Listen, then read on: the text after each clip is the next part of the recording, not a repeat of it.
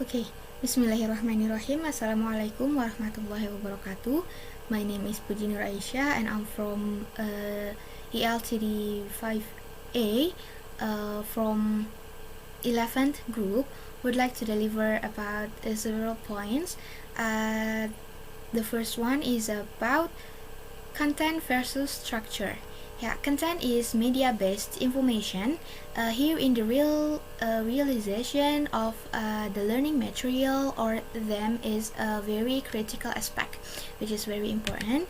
Because here, good content is capable of integrating clear, implicit knowledge and traditional learning in the learning process. Here, content mastering is aimed at manipulating such content by students. The material is important for people or customers, students here, to obtain wisdom and knowledge, to specifically evaluate their behaviors, to master the normal ways of fulfilling their needs, and to solve challenges so that individuals can live their lives effectively. And then structure. The structure here is the organization and arrangement within an entity or method or ordered object or system of interrelated components. Structure here is an entire type of vocabulary including phrase, sentences, and clause organized to form a single meaning. Well, the next point is about formulating syntactic structure. Syntax here refers to the interaction between the term or the words, clauses or phrases, or the expressions such as clause or phrase that purely study or the interstices of the phrases, clauses, and discourse. Yeah, that the structural approach to classifying words through looking at syntactic word orders. Yeah, here syntactic structure address syntactic functionalities consisting of subject, predicate, object, description, or in Indonesian we oftenly known as SPOK, and syntactic noun type, verbs, adjectives, multimedia, and syntax functions like participants, victims, or receivers. Yeah, here for instance, my father drinks a cup of coffee this morning. Yeah, here my father, we can consider this my father as the subject, and then drinks is a verb, and a cup of coffee is classified as an object, and then the last is this morning is considered as the description. Well, the next point is about syntactical errors. Here, a syntactic errors is a misunderstanding. This is any departure from the rule structure because the target language is inadequately qualified, particularly in syntax concerning a statement, clause, and phrase. Some errors are hard to categorize unambiguously, but the text of a word can be triggered by missing a word. But often the consequences are global, like the whole expression may be affected unpredictably. Yeah, syntax errors are the errors which affect text that are larger than the word, sentence, column, and paragraph.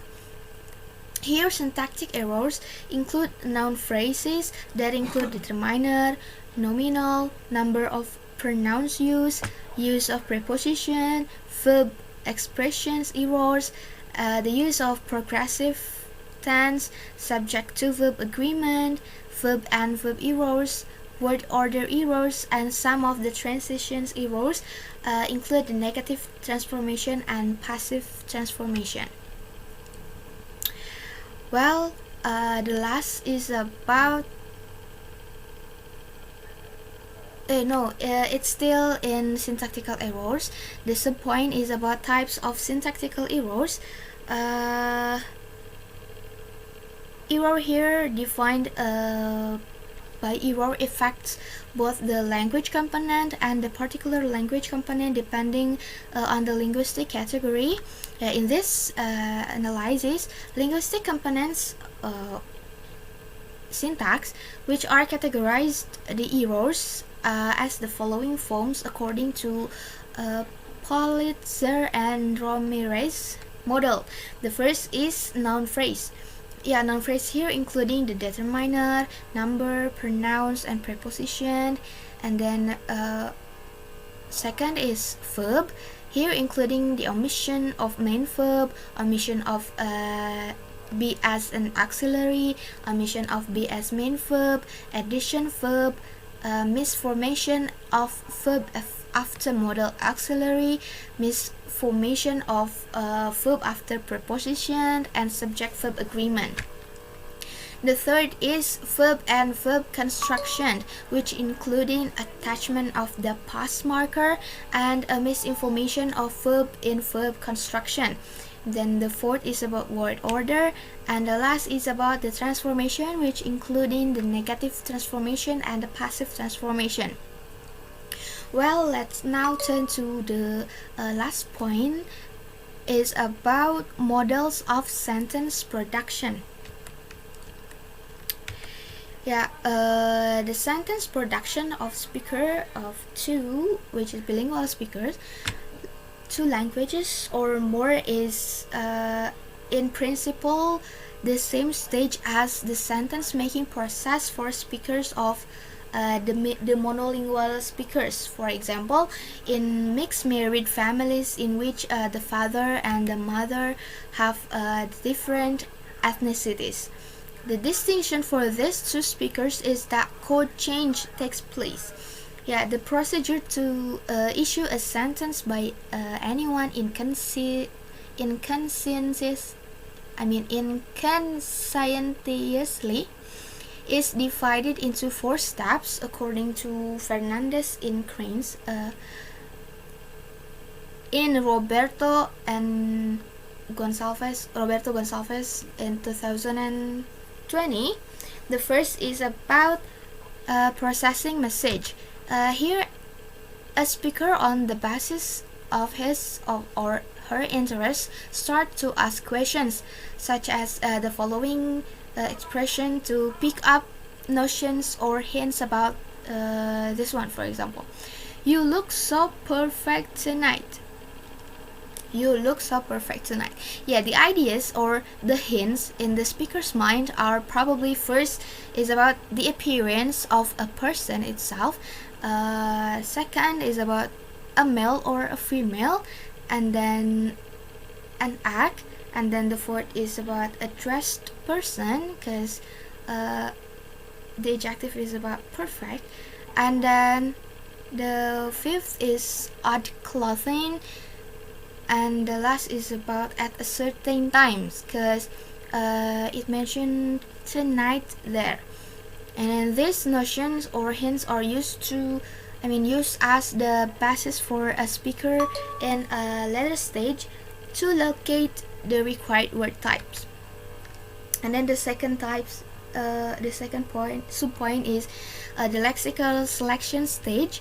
In this phase, the next step is to identify suitable and appropriate types of terms to obey the notions or directions a speaker has collected so that they can have meaning. For example, the speaker doesn't know anyone intimately, and then the word emerges showing the act of the clothing, and the word numerous term convey the peculiar manner of dressing, and the word today expresses the different time of presentation, no matter if it is a man or a woman who uses the word him or her to declare the person is a man or a woman.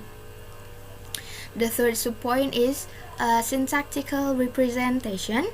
At this point, for example, the speaker allocate a function to terms which have been chosen by syntactic intercourse, or in other words, the speaker takes a grammar function to construct a standardized sentence.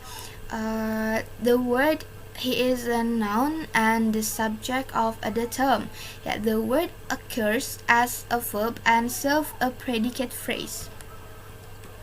Well, the last is about phonological representation. Yeah, if the grammatical feature is done, the effect to go up to the phonology stage where the structured expression is then transmitted by the sound sources in the speaker's thought or a more processing phase, such that this word which the speaker wishes to relay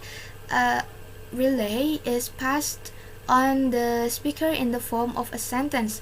Yeah, here the sentence is transmitted to the motor system, which is responsible for shifting hand to right, type or face, and generate signal when the idea or message of the speaker is sent in writing or in a symbol. Well, that's all. Thank you. Wassalamualaikum warahmatullahi wabarakatuh.